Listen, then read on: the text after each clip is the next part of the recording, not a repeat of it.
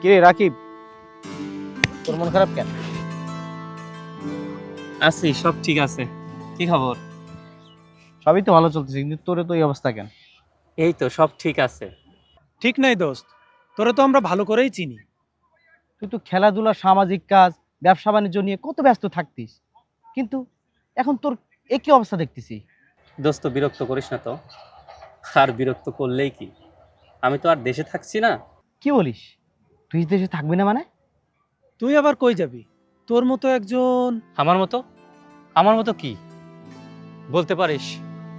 এই দেশটা কবে পরিবর্তন হবে, কবে ভালো হবে?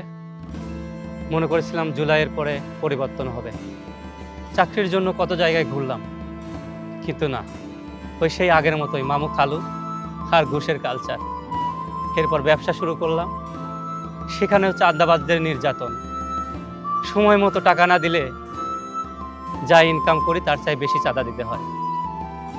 তোরাই বল, এইভাবে এইভাবে কি এই দেশে থাকা যায়?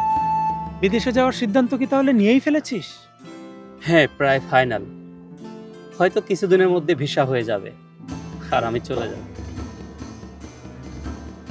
দোস্ত, আর কয়েকটা দিন একটু অপেক্ষা করা যায় না?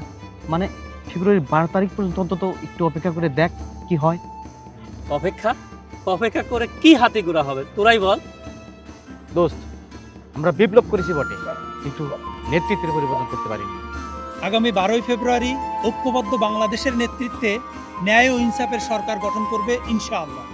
তখন তোর সব হতাশা দূর হয়ে যাবে। ভাবি এক নতুন দেশ, যেখানে চাকরি হবে সুদ ঘুষ মুক্ত, আর ব্যবসা হবে চাঁদাবাজ মুক্ত। তাহলে দোস্ত, পরিবর্তন আমাদের হাত ধরেই হবে। এখন শুধু সিদ্ধান্ত নেওয়ার বাকি। জামায়াতে ইসলামী আসছে, দাড়ি পাল্লার ছবি হাসছে।